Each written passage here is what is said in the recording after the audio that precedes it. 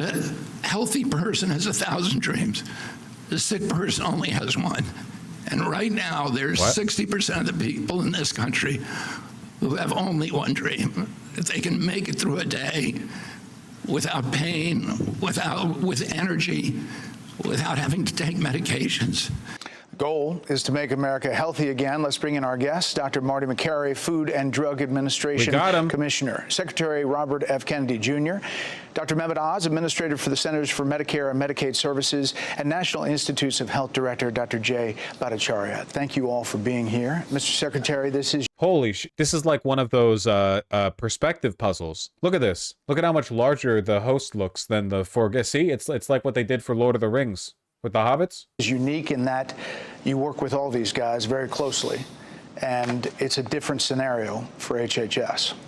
Yeah, I actually had Tommy Thompson in this morning talking to me, who was the HHS who had my job under the Bush administration, and I was talking about my relationship with these gentlemen who are running the agency, running the major sub-agencies of HHS. And he said that nothing like that had ever happened in history. I say that I talk to them typically about 2 or 3 times a day. We're friends. We go to lunch together. We stay at each other's homes. We vacation together. And then, you know, we're aligned on in our vision. Friendship is based upon shared values. And that's the strongest bond that holds people together. And in this, we all share a vision that's been a lifelong vision for all of us, which is to make our country healthy, to have evidence-based science, to have gold standard replicable science, and then use that to challenge what we have this kind of bedrock system that is destroying our health, which is a complete misalignment of economic incentives and public health. Yesterday we met with the heads of all the biggest pharmaceutical companies, and I said, I want to live in a place where you can make money by making people healthy. And right now, we're all aligned against each other. The healthcare... Make America healthy again, anti-establishment rebel looking to shake up the system, meeting with every pharma head and shaking hands with them and being like, I want you to make money. I want you to be able to make money. That's the radical change that I'm willing to bring to the table. Have you been following the Maha stuff, by the way? Because like the reason I want to look at this specifically is because of a particular statement that Dr. Oz makes, which I think is like extremely... Okay, wait, hold on. I feel like there's some necessary context here. Where's that one statement of Dr. Oz where he said like all poor people will have a day where they can beg and scrap for like a doctor's visit for free or something? It's not scary. And I mentioned earlier that almost everybody who comes to our 50-minute physicals has a job, but a lot don't have insurance. Give them a way of crawling back out of the abyss of darkness, of fear over not having the health they need, and give them an opportunity, because they don't have the right to health, but they have the right to access, a chance to get that health. Healthcore is out there. It's yours. The other programs, the First Lady, I just taped a show with her. It's going to air on Thursday for the Let's Move program. You know about these, but Healthcore is a version of this that's inexpensive, that's customized, and you should own it. It should be your program in your state, modified as you need it to be. And that's why we built it, so it's malleable. It's a widget that you can insert. I don't think you ought to hire smokers. I know it's hard to do. This is an old video. When is this from? Yeah, 2013. See, he's still got black hair here. But Dr. Oz, he's been a conservative. I mean, of course, he ran as a Republican, obviously, against Fetterman. I don't know why everyone knows that. The idea is that, like, for the evil people who want to, like, make American healthcare more conservative, right? Now, keep in mind that for a developed country, we already have, like, an outrageously reactionary, overinflated, inefficient healthcare system. Obviously, conservatives have long wanted to gut especially Medicaid, right? Medicaid, Medicare, whatever. They want to take away entitlement programs.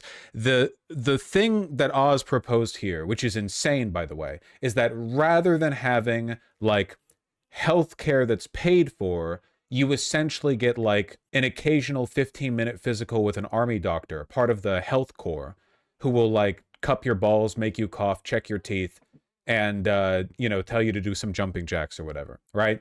Like this goes back a while, and it's one of the reasons why I'm interested in the reframing of physical health as like a patriotic obligation to your country, which is exactly what they're going to talk about in this video, by the way. That's the clip that I saw. That's why we're looking at this. That's what you can look forward to, okay? This is the building blocks of fascism. Oh, yeah, 100%. Absolutely. Yeah, absolutely. Your physical health, your fitness is makes you like a good citizen. You are strong because it makes the state strong. Your body is the body politic. This is not only fascism, it's like the root of fascism. Like, this is the most like entry-level building block basic shit right here. And look, do I think that society would be better if we could spend less money on addressing people's health issues that are caused by their own negligence and poor decision making? Yeah, obviously. Like, that's how reality works, and freedom of choice, dumbass. That's how free will works, motherfucker.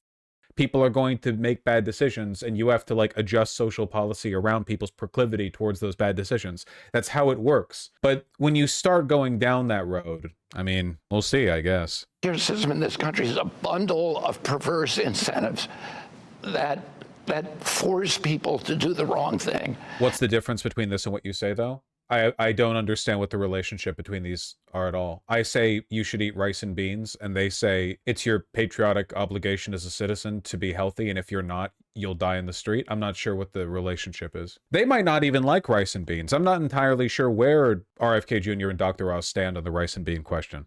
And we've turned this country into a sick care system rather than a health care system, and all these people are the people who are going to change that. I know you all have a lot of balls in the air, but I'd love to go down the row and just talk about the big thing that each of you are dealing with, working on. First, FDA. Marty? Well, first of all, we want to focus the agency on cures and meaningful treatments. In the last administration, the #1 priority the commissioner stated was fighting misinformation, and the DEI staff ballooned out. We want to focus on cures. Framing health as an important part of being a person in general. That's not what they're doing, though. There's a huge difference between saying it's good to be healthy because being healthy feels good, and them saying it's your patriotic obligation as a citizen. Also, if you don't, you're going to die in the gutter.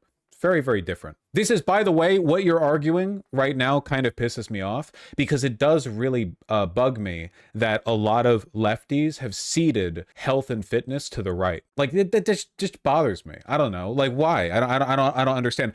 Everyone should want to be healthy. If you aren't healthy, that's fine, whatever. It's not like I live a perfect healthy lifestyle or whatever. I didn't do my back exercises yesterday, but like I should have, right? You know, it's a thing to value. I just worry when sometimes we go too far off the deep end with our like free choice talking points, and we're like, well, it doesn't actually matter if you're healthy. That's not true. It does matter. It just doesn't matter with regard to like subservience to the state. That's the difference. When I say people should be healthy, I don't want them to be good citizens to the state. I want people to be happy, and I think people generally are happier when they're in good shape, because it just, you know, makes life easier and can help with your mental health and serotonin, stuff like that. But I'm not suggesting this in a subservient fashion. Nah, see, nuts, I think that's bullshit too. There are fat people who are happy being fat. I don't really care if you are. Just, you know, even if you're fat, you can still be like doing exercise and stuff. So a lot of people who are fat and also healthy. Just like being skinny doesn't necessarily mean that you're healthy, right? Because there's a lot of skinny people who like chain smoke and their internal organs are just shot, right? They've got ulcers. They can't like, you know, go upstairs that long or anything. You know, it's just take care of yourself best as you can, and no one's perfect. Nobody's perfect. You understand. Thank you. But you can't be fat and healthy? Yeah, you can. The optimal like fitness wise, in terms of like health and sturdiness, the optimal weight is probably a bit overweight. That's why your body can have fat. Otherwise you would just poop it out. It's extra energy. It's a little buffer, you know? If you encounter like a broad-shouldered, wide-backed guy who's like 20 to 25% body fat, decent odds that guy's like the most fit guy you can find, basically. You know, once you're cutting the body fat down to like 6% for the abs or stuff, look, I'm not saying it's bad for you necessarily. I'm just saying you're looking a little dehydrated. I just think you know, the enlightened centrist position is that you need to be healthy. Well, it's not that you need to be. You just should be, right? You should be healthy. But if you're not healthy, that's fine. You're still like a person and stuff. The biggest thing a government can do to increase public health and fitness is to encourage public transit use and discourage car use. That's unironically, yeah, completely true. There were a lot of skinny people that I saw in Barcelona, Tokyo, and New York City. Or to put it in another way, I've been to a lot of parts of the United States. New York City had some of the skinniest folk I've seen. It's just a more walkable area. No one's driving from place to place in Manhattan. That's it. You just get your exercise. You walk around, you walk from here to there to there. You're burning like an extra 800 calories a day. You're not even paying attention to it. It makes your calves strong. It strengthens your heart. It strengthens your lungs. Plus, it's also better for your mental. Yeah. It's just, yeah. So basically what I'm saying is walkable neighborhoods, et cetera, et cetera. Yeah. Meaningful treatments. We believe in the letter and the spirit of right to try. And there's amazing stuff in the pipeline I've seen. We're talking about new treatments for stage 4 cancers, for neurodegenerative disorders, for diabetes. A lot of the MAHA rhetoric is built on the idea. There's two main cores to this. One of them is that when people are unhealthy, it's because they've made bad decisions, which is often true, but not always true. And the second one is that the medical industry as it exists now is not interested in making people healthy, but rather in prolonging the length of people's care to make more money, which is partially true, but not entirely true, which is the key thing. You know, it's important to understand that, like, the system isn't really designed to optimize revenue in the form of, like, give you ineffective treatment so that you have to keep coming back in over and over and over and over again. The system is designed to optimize how much money it can extract from every kind of interaction that you have, right? If they were really interested in streamlining the healthcare industry, they would get rid of insurance, which is a bloat that no one benefits from. But, you know, I've talked about that before. That we've never seen before. Why does it take 10 years on average for drugs to come to market? Why are we blaming children for being sick and not looking at our food supply? Why are we thinking it's a willpower problem as we watch half of our nation's children with belly pain or attention deficit disorder or on medications? And can we use common sense and gold standard science both? And that's the charge that we have. You actually can't use common sense and science. Those are opposite things. Common sense is an appeal to intuition, and the scientific method is not. Those are the opposite of things. Common sense is what people used for all of human history up until the scientific revolution. From Secretary Kennedy. You've also obviously done the dyes recently, and we covered that extensively. There's this question about vapes coming over from China, and that they're really pervasive in our country, and kids with like video games and getting vapes, and they're dangerous. That falls under FDA. Yeah, it does. These are devices that are designed to get kids addictive to playing a video game, and there's an inhalation port in the device. They're showing up at our borders, and what we have been doing is just... I think they're referring to this like, it's like a Tamagotchi, but it's a vape. Like, it has a very cheap disposal. They're referring, this is some like Fox News fear-mongering rainbow party bullshit. People aren't using vapes because they have video games attached to them. They're using vapes because they're vapes, because they elicit a chemical response in your brain. Sending them back. And so the Chinese manufacturers are just sending it to another port. It's called port shopping, and they all get in. They're laughing at us. So that's going to stop in this administration. We're not going to allow these... Also, notice how they feel comfortable saying this about vapes, which, by the way, I think vapes are a menace, but they won't say it about alcohol or tobacco. The reason for that being they're not actually interested in fixing societal ills. They're interested in weaponizing the existence of an ill against China. It's part of the broader, like, you know, fascist rhetoric. Like, China's the one making the vape problem. Like, with the vapes, the vapes in general are, like, it's a vape issue. Like, are you suggesting that if it wasn't China, if they were regular vapes made from, like, France, they would be fine? It doesn't make sense. It's just about finding the enemy. These devices to get in, we're going to confiscate them. Mehmet, there's a lot of focus on Medicaid and Medicare, and it gets demagogued all the time, that you're coming after it, that you're going to kill it, that you're going to cut it. What do you say to all that? Our goal is to put health back in Health and Human Services. And under Secretary Kennedy, and that's why we're all here, we're laser focused on the broader picture, the more holistic picture. In the back of this wonderful theater that we're recording in now, there's a quote from Hubert Humphrey. The building's named after him. He's a Democrat. And he said it's the moral obligation of government to take care of those of us at the very dawn of our lives, children, at the twilight of our life, the elderly, and those living in the shadows. That's our focus. It's quality of care at all levels. And we're working together to make sure that happens. In every single scenario that we're looking... Vapes are rotting children's lungs and teeth. Yeah, vapes are bad. I don't like any of these substances. Like, we not to be a Redditor or anything, but like marijuana is definitely the least harmful of them. And then somewhere way above that, you have alcohol, tobacco, vapes. Somewhere way above that's fentanyl. Obviously, it's a big old sliding scale. But yeah, no, it's generally pretty bad. It's bad for you. I agree.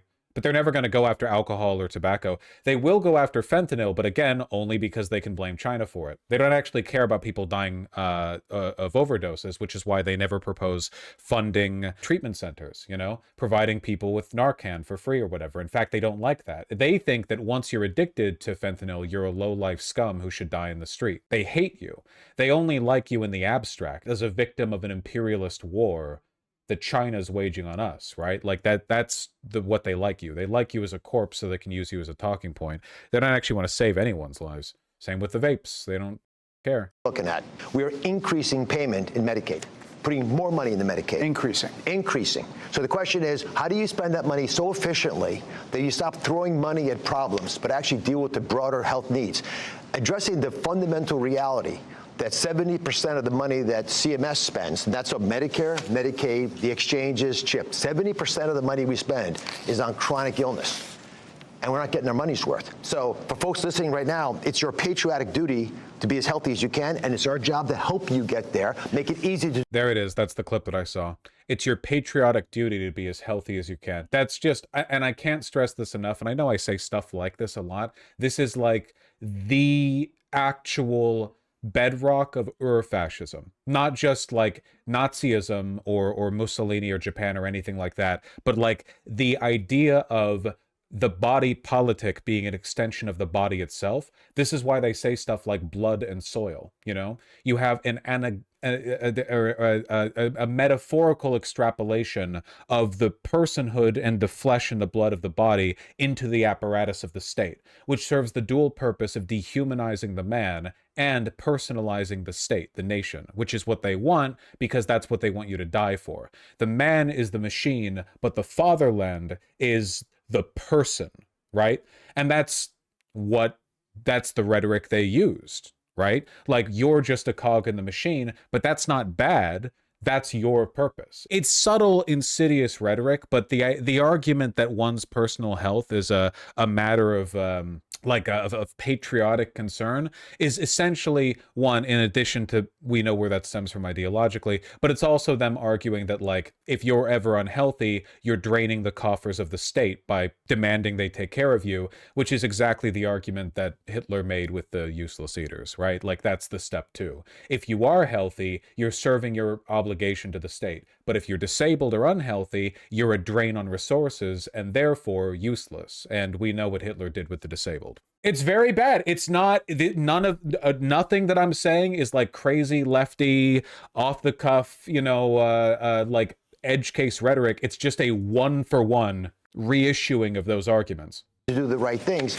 At the same time, we've got to make wise decisions because we're stewards who have to protect the money for the population that Hubert Humphrey described. Fiscal year 2024. See, we have to protect the money, the state, the nation, from the people, from the useless eaters. If you're disabled, if you make bad choices and it means that taking care of you is expensive, they're protecting the fatherland from you, the useless eater. Do you see? Do you see the rhetoric? The largest percentage of improper payments, $54 billion in Medicare, $31 billion Medicaid. Earned income tax credit was 15, SNAP was 10.5. But I mean, you're looking at 80. I don't know what we mean by improper payments here. If this is like a technical term that I'm unfamiliar with, I'm not sure what we mean here. 4 or 5 million in improper payments? Billion. That's an underestimate. Yeah. Here's the thing. We have a war room now, to fight back against adversaries. And these aren't just small-time players. These are foreign governments, weaponized, organized crime. And why are they coming after us? Because our budget is nearly $2 trillion if you include the monies that are spent that we direct but sometimes don't come out of our pocketbooks. But the direct budget... Does this seem like appropriate rhetoric to you from people who work with the Department of Health and Human Services? We're fighting a war against foreign governments, cartels, et cetera, et cetera. Again, it's all just an extension of the nationalist dogma. There's no actual interest in people's health here. None whatsoever. There are so many things that we could do to make people healthier. You know, like there are so many improvements we could make, which I would like to see, by the way, because we do have a chronic health crisis in this country. We do have an obesity crisis in this country. All of this, like that's where the rhetoric comes from, right? Like they're acknowledging a real existing problem. Of course, they're just utterly uninterested in fixing it. Budget just for CMS is $1.75 trillion. That's twice the defense budget. So there's a big target on our back, and folks are coming after it. And they're the kinds of things that should make you mad. It's USAID on steroids, frankly. I'll give you a couple examples. Almost 250,000 Americans found out by surprise, because they got an IRS notice, that they had gotten the Affordable Care Act insurance without knowing it. Why would you sign someone up without telling them they have insurance? Because brokers can steal the money. We have... I'm going to assume that alongside basically everything that's Doge coded, this is just completely made up. Remember, Doge initially said they would cut 2 trillion, then they lowered that to 1, then they bragged about hundreds of billions saved, then those got cut, and now we're down to confirmed a few billion saved, and it's in the form of just mass firings of people from essential organizations with no fraud found, no charges open, nothing of the sort. So I'm going to assume whenever they talk about finding these big discrepancies in the books, it's just made up. It's not real. Hundreds of millions of dollars spent on housekeeping. We have tens of millions of dollars spent on public unions getting free childcare or student tuition or DE. Oh wow, how interesting. One of the targets that they're interested in going after is unions. This whole topic, by the way, not a single word yet issued on making people healthier. Like literally, just not, they haven't talked about that yet. EI programs.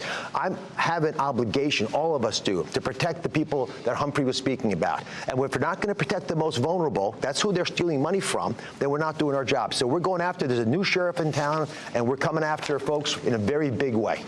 NIH, always looking to the next thing, but there are people concerned that funding is drying up. In the president's budget, FDA is spared, but there's $33.3 billion cut from HHS, $18 billion from NIH, $674 million from CMS. Does that affect you, and how do you portray that about what NIH is doing? I mean, I think the key fact I look at for NIH is that the mission of the NIH is supposed to do research that improves the health and longevity of the American people. And since 2012, we've seen no increase in life expectancy in this country. In that sense, the NIH has not done its mission over the last dozen years. Well, the NIH can do research. That doesn't necessarily mean that it can apply the changes that it's advocated for. You guys can expect the life expectancy to continue dropping in this country for a long time, by the way, unfortunately. It really is like a sick country. What's that meme? Like Americans eat like they have free healthcare. You go to like any gas station and American fast food is all like the most high fructose corn syrup packed shit in the world. It's 100 calories a bite. Smelling it is 5 calories. It kills you. It's not supposed to be like this. And in fact, NIH was involved in supporting research that may have actually led to the pandemic that we all just went through. We'll speak to that for a second. Gain of function just signed this executive order the other day in the Oval Office.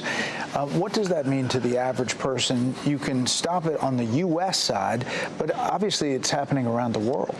The U.S. is the primary state that sets the example for how to do this kind of work around the world. When the U.S. says, look, we're not going to allow scientists to play God, take viruses. I will say that's a talking point that's always bothered me as well. Sorry, with regard to like the American food thing, because people will say, like, Americans will come back from their vacation in Italy and they'll be like, oh my God, what is it with that Italian food? It must be like 0 calories. I lost weight even though I ate a ton over there. And everyone's like, yeah, because you walked around everywhere, which is partially true, but it's also important to understand that our food really is very bad. I don't need to substantiate this, okay? I've been outside of the country.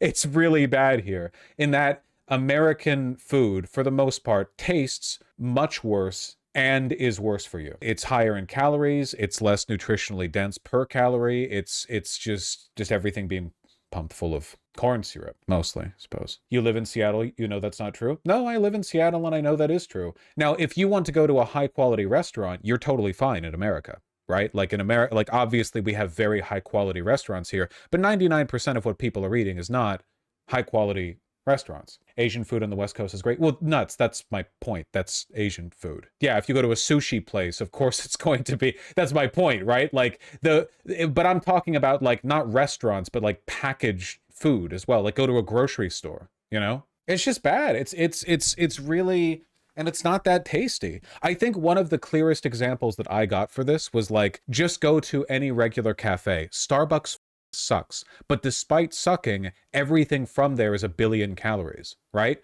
And the reason it's like that is because it's pumped full of the sugar, it's pumped full of the salt so that it preserves longer, so they can keep it on the shelf for longer, so you can eat like week-old shit or whatever.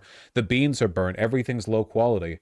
And then, like, in comparison, you can go to a cafe in Barcelona, and for less money, you can have higher quality food that is also less calorie dense. And it's just like, we accept very low standards in this country because a lot of people don't know that it can be better. It's frustrating because, like, it's annoying to think of it as being that simple, but sometimes it is. I don't know.